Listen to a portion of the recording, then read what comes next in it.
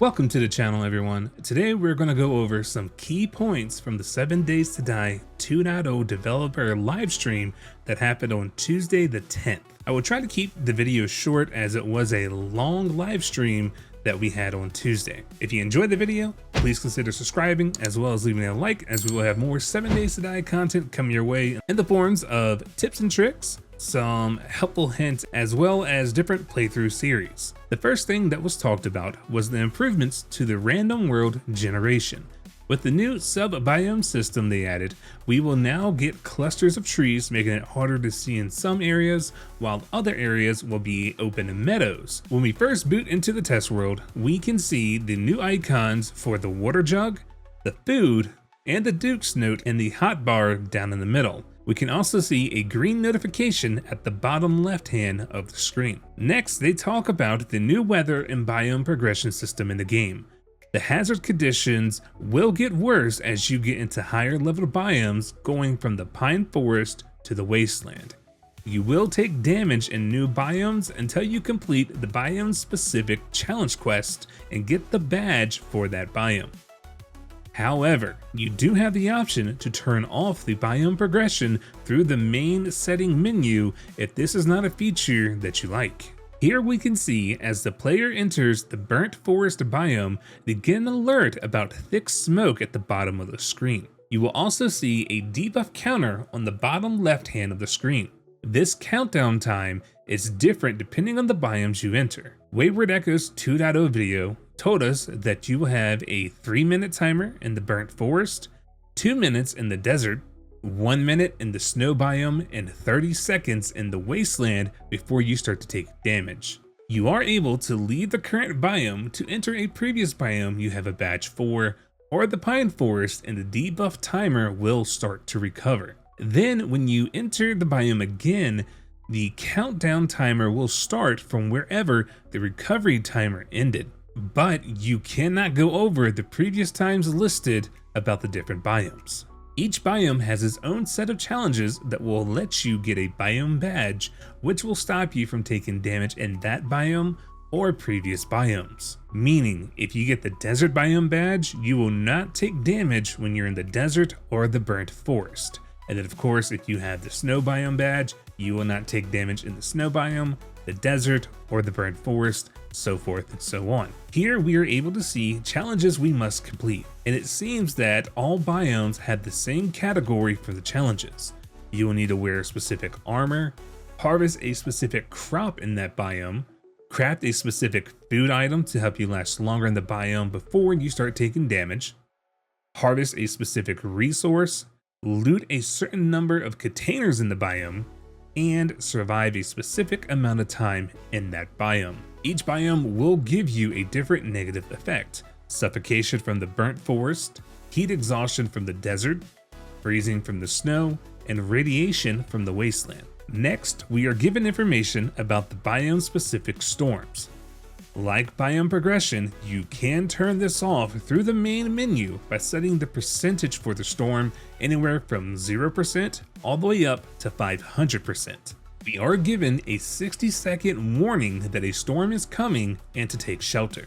The storm's strength does pick up over time as the countdown gets closer to 0.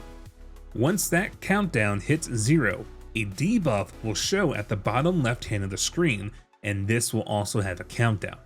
Once that counter reaches 0, you will start to take damage from being out in the storm, and that same counter will restart until you're either in a house, you die, or you leave that biome. You will know that you are safe from the storm by the message that shows up stating you are safe. We were told that being on or in a vehicle will not protect you from a storm. The only way to be protected is by going inside a shelter or leaving the biome. They did state that they are able to add on to the biome storms, so they could possibly add other hazards in the future, such as tornadoes or whatever they would like. Someone did ask if we could remove the storm warning from the game, but we were told they have no intention of removing it from the base game. However, a modder would be able to go into the files and remove the warnings. They have also made changes to the skill trees, and now every skill has 5 levels, and each tree has a master branch that will give us different skills. They have removed some skills from different trees and placed them under a general perk tab, so we do not have to go into multiple trees for these perks. There is also a new fortitude skill called Siphoning Strikes.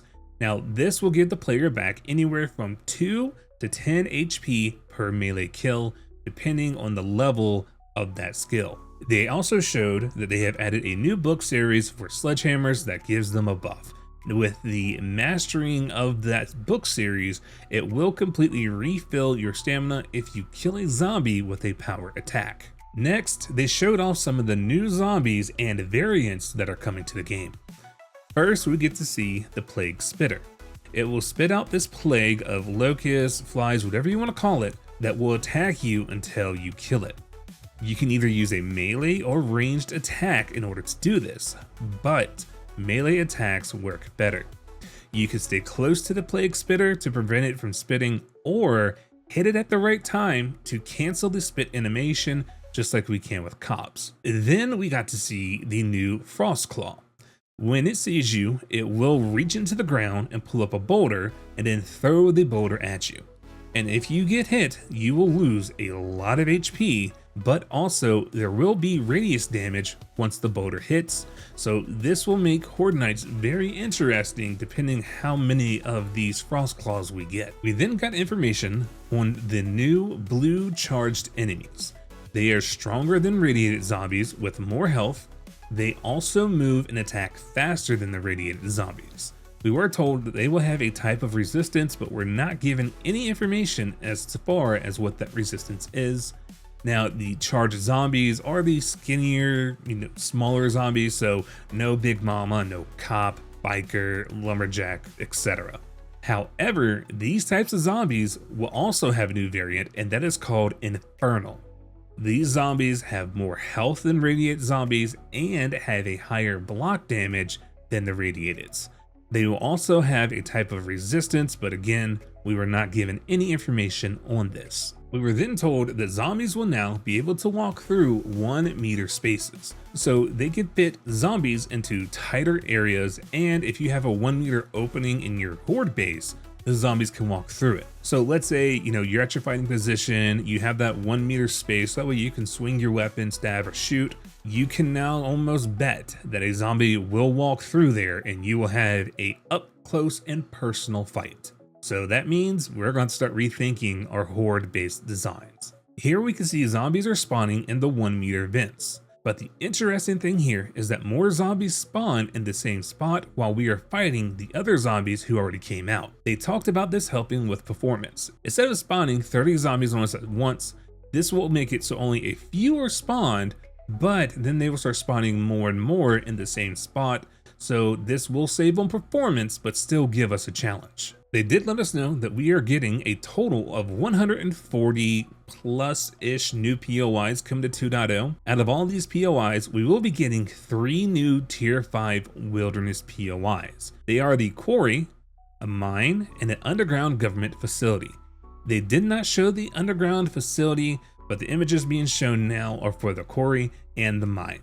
Now, these look like huge POIs, and they didn't show what was going underneath, so I'm pretty sure that's going to be interesting. Next, we are shown the new icons for food, drink, and medicine in the game, as well as their animations.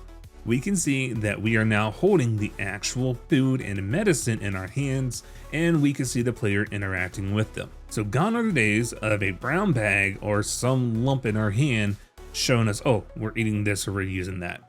I think this was a great upgrade, and I can't wait to see if they do more with it. They then went over the new wardrobe system in the game. You can have any gear on your character to get that armor's stats, but you can also be seen wearing a different outfit. Now, let's say if you have on the armored knight suit because you want to be very heavily defensive, you can then turn around and be shown to be wearing like a biker suit or whatever you want. However, in order to do this, you will need to scrap the wardrobe item that you would like to cosmetically use. So we would have to craft the head, the chest, the arms, the shoes, all of that, and then scrap it in order for it to go into the wardrobe so we can change the look. Here they are showing the new quest marker, so no more will we have the yellow exclamation markers bouncing up and down. They did state that the new markers were ready for 1.0, but they just didn't have time to implement it. And each one of the quest markers will have a different icon depending on the actual quest. We also got to see the new grace model that will be in the game. Rich said to watch out on Horde Nights, so I wonder if that means that we will also get grace during Horde Nights now. If so, that is going to be a very interesting twist, and Horde Nights with all the different zombies, the variants, and now potentially grace, it's going to get very chaotic. But this seems to be something that the Fun Pimps really wanted to happen, because Rich kept stating over and over throughout the entire live stream that they wanted to increase the difficulty for in-game. They didn't want in-game to be too easy going forward, so that's why they made a lot of these changes. The rest of the stream was them answering questions from the chat, and we'll go over that really quickly. We will have Twitch drops in the future, but they are not ready to share what all we will get from the drops.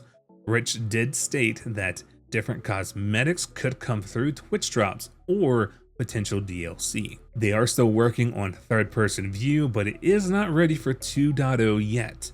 But Rich stated that it may be ready for either 2.1 or 2.2. And I believe Rich said that they passed the certification for dedicated crossplay servers, but it sounded like they may have been waiting on another approval or something. But they did say that when you join a game, a server with a friend, you will now spawn with your friend instead of needing to hike over 5 kilometers to find them. However, if they are in a biome that would hurt you, so let's say you haven't played the game yet, they're in the snow biome, you would not spawn next to them. They told us they have also integrated Discord into the game's voice chat, which will improve the voice quality. Split screen is not coming to console, and it's also not likely that we will get mods on consoles either. And Rich is hopeful that bandits will be working by the end of the year-ish.